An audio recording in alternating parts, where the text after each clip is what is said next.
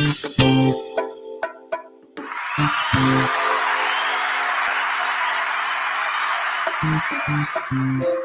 morning, good morning, good morning. I'm David Maggard. This is Property Value, where we talk commercial real estate. So let's get into it. First headline: Meet the development team looking to normalize Miami office rents at $100 a square foot. A daily look at the movers and shakers inside commercial real estate, produced by CoStar, says billionaire developer Vlad Doran and partner Jonathan Goldstein are doing their part to help the Miami office market reach a leasing milestone. Dorwin is the chairman and CEO of Oco Group, and Goldstein serves as the CEO of London-based Chain International. A tower they expect to complete late this year at 830 Brickell Plaza in Miami is one of the limited number of office projects in the region where asking rents for the highest floors have hit or exceeded $100 per square foot for the year. For instance, the asking rent for the 50th floor at the 55-story, 640,000 square foot 830 Brickell in the Brickell Financial District had been marketed for well above $100 a foot, according to CoStar data. Earlier this month, and we reported on this, AeroCap, a global aviation leasing company based in Dublin, signed on for nearly 20,000 square feet on the same 50th floor. AeroCap plans to use the space, which would house 50 employees, as its new Regional Americas headquarters. In a statement, Dorwin and Goldstein said, attracting a global company like AeroCap is precisely what we envision when we decided to develop the 830 Brickell, the first trophy office tower to be built in Miami's urban core in more than a decade. They would not divulge financial details of the AeroCap transaction, but the brokers who leased 830 Brickell said the tower is attracting tenants willing to pay top dollar for the space because of the amenities being offered in the building's walkable location near public transit. The project is one of the few in South Florida that can command $100 a square foot, and we're seeing significant tenant interest even at these rates, said Ryan Holtz, who's a part of the leasing team. As a Miami native, he said, I take pride in the growth and maturation of our city. Our local businesses base is really transforming before our eyes. Office rental rates in Brickell Market, which average about $57 a square foot, are the highest in Miami and among the highest in the country outside of New York and California. The types of companies that have leased space at 830 Brickell prove Miami's emerging as a market that can compete with other considerable gateway cities in the United States. The tower at 830 Brickell has secured commitments from Microsoft, Canadian investment management firm CI Financial, and private equity firm Thoma Bravo. Miami is now viewed as a core market in the eyes of multinational companies and entrepreneur firms, quoted Holtzman, who markets 830 Brickell in, along with Brian Gale and Andrew Trench. When you factor in tax savings and cost of living savings, Miami still offers cost advantages compared to other peer markets like New York City and San Francisco. Miami also offers a diverse talent pool and a nice quality of life with warm weather, he said, that combined with the flight to quality underways as tenants seek to trade up to newer space with better technology, locations, amenities, and finishes. Oco's Doran is an international developer who, as founder of Capital Group of Russia, has developed more than 75 million square feet of commercial, retail, and luxury residential space in over 71 buildings since 1993. Very impressive stats. This building is very impressive. It's being built adjacent to the office building that I'm sitting in currently. It's a definite spectacle to watch go up. Moving on, what do we have here? What's our next article? What's going on in Miami? Oh, before I read this one, let me diverge. Let me go back to here. Had this other article about rents, since we were talking about high rents for office. I want to go over here and open up this, bring this on and increase it a little. There we go. Says rents in some Sun Belt markets surpass national average. Asking rents surpass national average in southern cities. They have the surpass in 2021 Q2 right below $1,500. So let's see what they're talking about. And the cities that they have marked off are Atlanta, Austin, Orlando, Tampa, Phoenix. This is by Chuck McShane and David Kahn, CoStar Analytics. Sunbelt cities have long been magnets. Let's go back to here. Sunbelt cities have long been magnets for population growth, and that trend has only accelerated over the past 2 years. A combination of better weather, fewer regulations, and lower housing costs has attracted businesses and people to the South and West. After 2 years of net absorption consistently outpacing new supply, through the Sun Belt's cost advantage is becoming less clear, at least for housing. Last year, average multifamily asking rents in Atlanta, Georgia, Austin, Texas, Phoenix, Arizona, and Orlando and Tampa in Florida all met or surpassed the national's average of $1,557 per unit for the first time ever. Nashville, Tennessee at $1,539 per unit, Charlotte, North Carolina at $1,476 per unit are nearly passing the average, national average.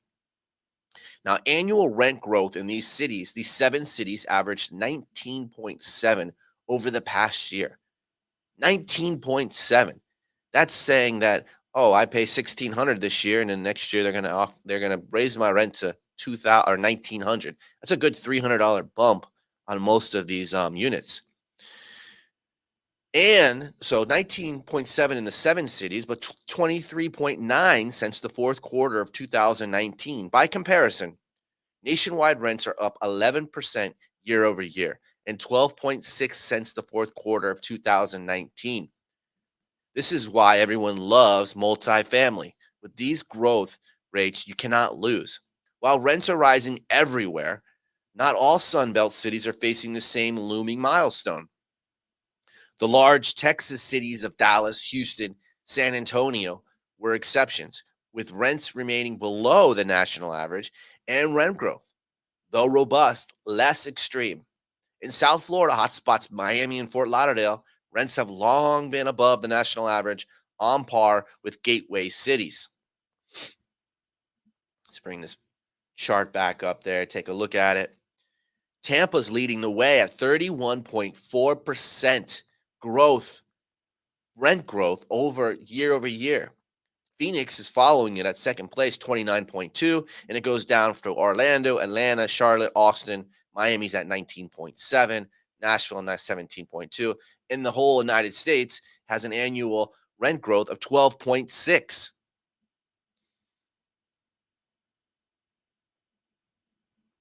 The Sun Belt maintains clear cost advantages over many northeastern and west coast competitors, and rent growth in the Sun Belt is unlikely to stem the flow of migrants from New York and California cities, where average rents are $2,500 per month or higher. So we have this migration of people coming from these other cities who have been paying higher rents, who don't even bat an eye when we tell them $1,600. But rising costs could affect where within the Sunbelt newcomers and longtime residents choose to live. Tertiary Sunbelt markets such as Greenville, South Carolina, and Tucson, Arizona, have seen above average annual rent growth, 12.9 and 16.1 respectively, but average rents remain below $1,200 per month. And both have thousands of units recently completed or under construction. Similar mid-sized southern markets such as Huntsville and Birmingham in Alabama and Memphis and Knoxville in Tennessee have also seen increases in construction and average rents below $1,200 per month. As industrial employment growth continues in Sunbelt experts, more multifamily development is likely to follow. In Rowan County, North Carolina, on the ex-urban fringes of the Charlotte metro area, for example, developers recently broke ground on the first large multifamily development there since 2009. Affordability contrasts between larger Sunbelt cities and established Midwestern cities also become more evident. Average rents across the 7 Midwestern cities with large apartment inventories are at $1,200 per month, while Midwest population growth continues to lag Sunbelt growth. The relative affordability of Midwestern metro areas that have seen population growth, such as Columbus, Ohio, and Indianapolis, Indiana, could play to the Rust Belt's advantage in some corporate relocation and talent attraction competitions. Intel's announcement that it will spend 20 billion to build 2 semiconductor plants in Columbus, suburb of New Albany, Ohio, is one recent example. Rents in Columbus average 1,121 and have been growing at 8.1 per year. 8.1 per year is still a great growth. Still, one of many Sunbelt cities' advantages is the ability to quickly add housing supply, which could help absorb the surge in demand.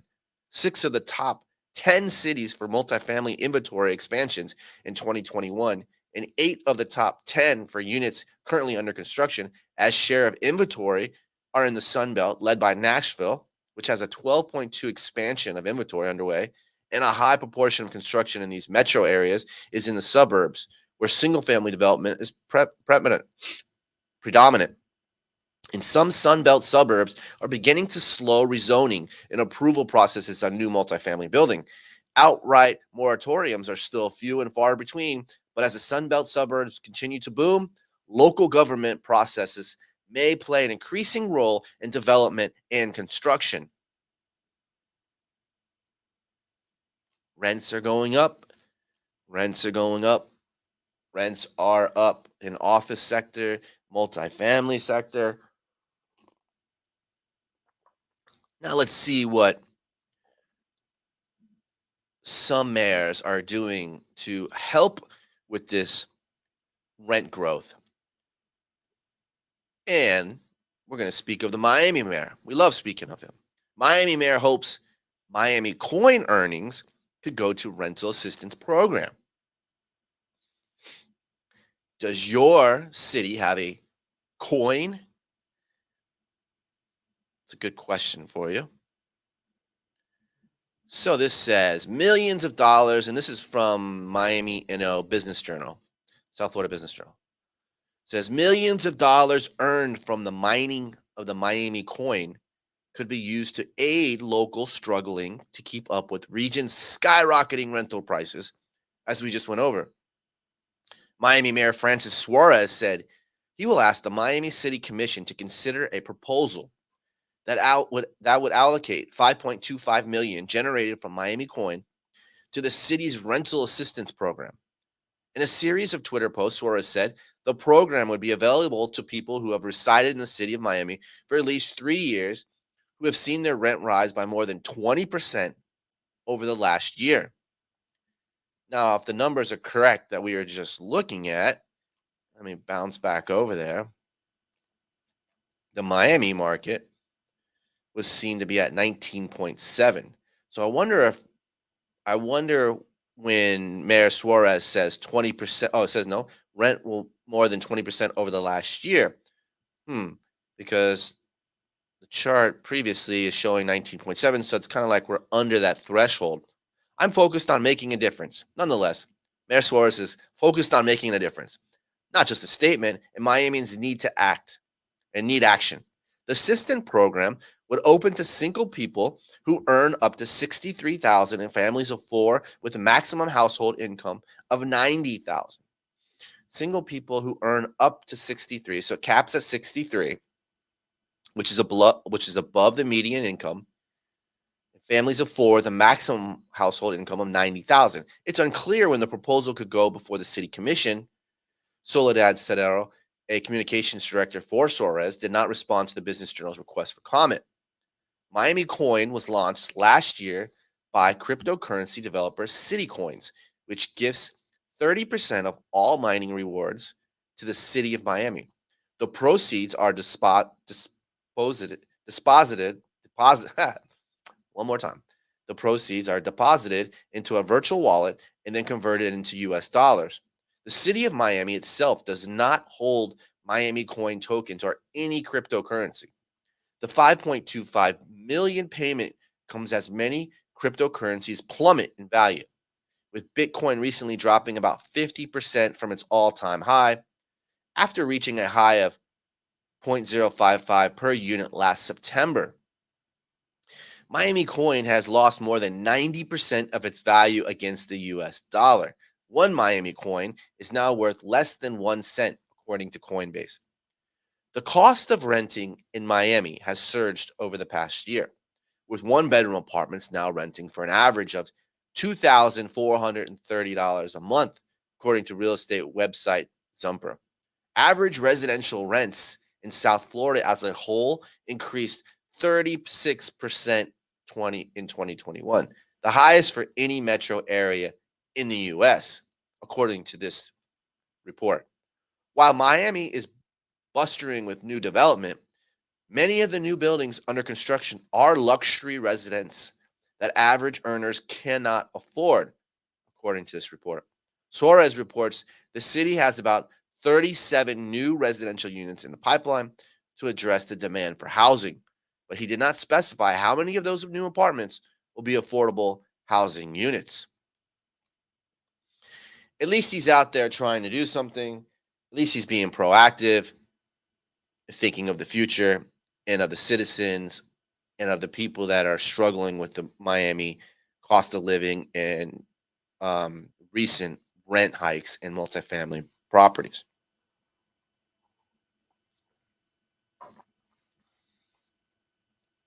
Since we're on the topic of cryptocurrency, I have another article. NFTs meet. Let's bring this up so you can see a little better. This is on Biz Now, February 15th. Oh, I didn't say that today. Oh, no, today's February 16th, 2022.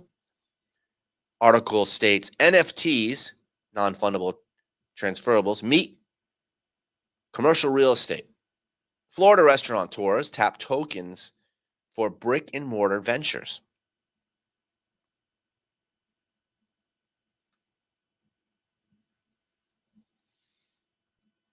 Florida restaurateurs are getting on the NFT action. A Miami chief is the latest with plans to sell non-fungible tokens as membership passes to an exclusive club. And a Fort Lauderdale fast casual chain is using NFTs to represent investments in franchises. Miami chef Pyrat Chef B. Aratan, who owns Ashitai, is teaming up with Canadian businessman Simon Labrati to open a venue called Paya, according to the Miami New Times. It will include a restaurant, a private omakase dining room, and a fast casual area where NFT holders will meet for private events. The idea is to create a space where members can come to learn about NFTs, crypto trading, and these various new markets. Librati told the newspaper. The partners were working with Fanverse and Siri Network to mint the NFT and sell it on a platform that lets people pay using a traditional credit card, rather than needing to have a wallet with cryptocurrency. Early sales of NFT could be used to build out the new restaurant. Last year, VSR Group, founded by investor Gary Vaynerchuk, restaurateur David Rodlitz, and chef Josh Capone, announced they would be opening Flyfish Club, the world's first NFT restaurant/social club in New York City. A person would need to use the Ethereum cryptocurrency to buy the Flyfish Club NFT, which represents a membership. With that one-time purchase, they will be granted future access to the restaurant and cocktail bar, as opposed to standard country clubs or social clubs that have monthly fees and offer no equity. Flyfish Club lets people sell their memberships on the secondary market via OpenSea.io.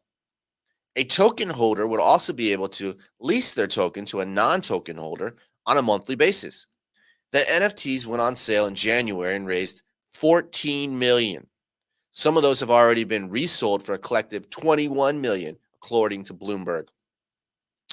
Our NFTs allow you, our NFTs allow you to actually own your membership, explained on Fox Business. So it changes a membership into an asset, which you can sell, you can use, you can transfer, you can gift, or you could lease if you're not in town and won't be available to use it over the time period.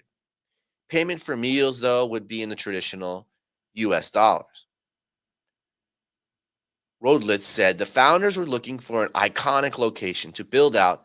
The restaurant would open to build out, and the restaurant would open next year. The menu would be seafood based. Bloomberg also reported on a bar opening in July called Maxwell Tribeca, modeled modeled after Texocos or small Spanish clubs made up of friends who meet for home cooked meals. At Maxwell Tribeca, members will have their own liquor lockers and can make their own drinks. It will offer memberships starting at $1,000 with a monthly fee of $250. According to the nation's restaurant new Fort Lauderdale based fast casual chain, Chicken Cone, which sells chicken tenders and a waffle cone, has already begun selling NFTs that amount to an ownership stake in the business. For $14,500 apiece, the chain is selling chicken and coins that entitle owners to profit in a certain geographical region. For each region, 50% of the initial financial fees plus 2% of the sales in the territory for 6 years would be set aside as profits for the coin holders. A limited number of tokens would be available for each area. A chicken and cone franchise fee is $45,000, and most of the regions can accommodate 3 to 5 franchises. However, it's possible no franchise could ever open in a coin holder's region.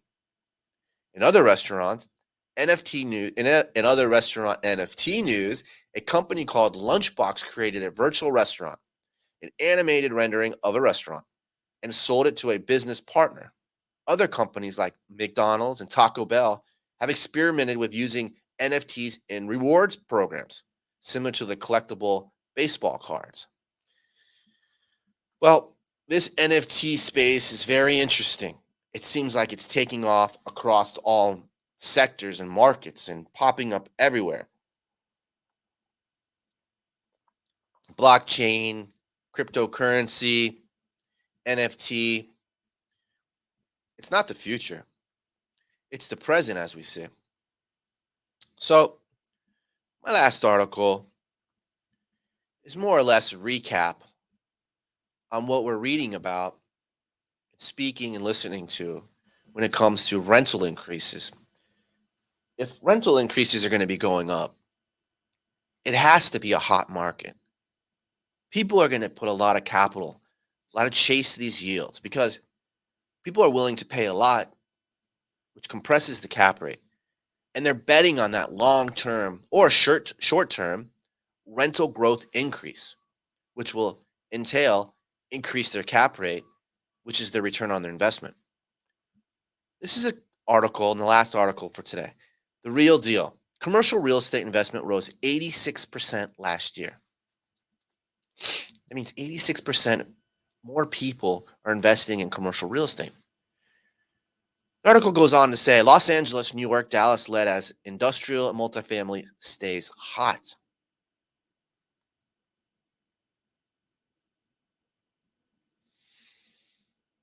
Commercial real estate investors. What happens if I go like this? Or like this? Oh, I know that works. Oh, well, let's go back down here. All right.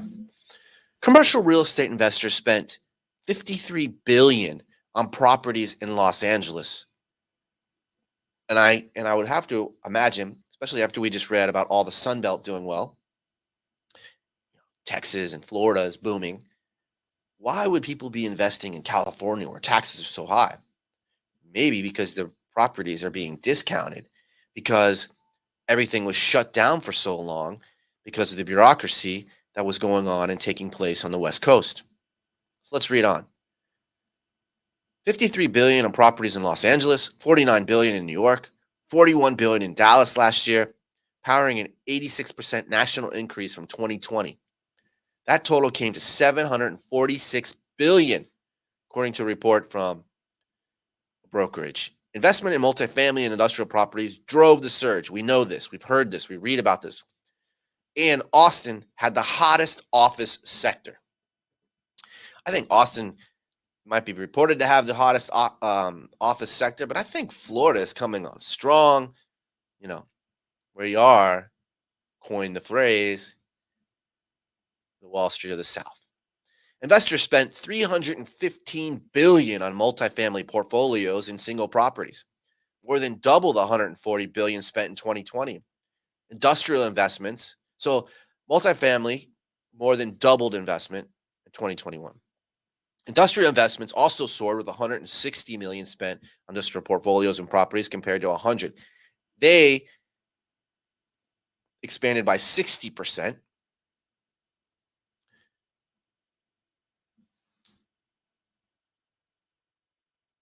Excuse me. Investors loved Los Angeles most, spending more than $53 billion on commercial real estate across the area. The increase came to 83% compared to 2020 for the greater Los Angeles area. The report tracked the bulk of the Southern California, covering Los Angeles, Orange County, San Bernardino, and Riverside counties, the latter two of which are two known as Inland Empire. Southern California benefited from brisk markets in both categories, with industrial vacancy rates around 1%. Industrial vacancy rates at 1%. Yeah, maybe they should build more so they can have their boats come in and unload those containers and stop the bottleneck. As far out as the Inland Empire, and demand for apartments strong throughout the wider region. Investors spent about $21 billion on industrial properties across LA. Inland Empire, Orange County compared $11 billion. Okay, we get it. California has a lot of money chasing those assets. More investors flocked to office and hotel properties nationally as people returned to work and travel restrictions lifted across the U.S. Around $136 billion was spent on office portfolios and properties last year, compared to $87 billion. Austin saw the highest year-over-year growth in terms of office investment volume. Investors spent $3.5 billion in office properties in 2021, 4 times the amount in 2020. Amazon, Facebook, Google, Tesla have all signed major leases in Austin over the last year, giving investors a reason to bet on the Texas city. No one mentions Joe Rogan. He moved there as well. That's a pretty big lease to sign, even though he probably bought his building. After a sluggish year for the hotel industry, investors spent $42 billion on hotels nationally in 2021, taking advantage of low interest rates and the desire to spend cash on hand. Around a quarter of that money was spent on hotels in California, according to the Atlas Hospitality Group. That was the articles for today. Commercial real estate is on fire. Yes, we know this. We speak of this every day. We're here to report to you. I don't get sick of reading it. I hope you don't get sick of listening it. February 16th, 2022. I'm David Maggard. This is Property Value that you've been listening to, where we talk about commercial real estate focused on South Florida. I hope you have a beautiful day, and we'll see you tomorrow.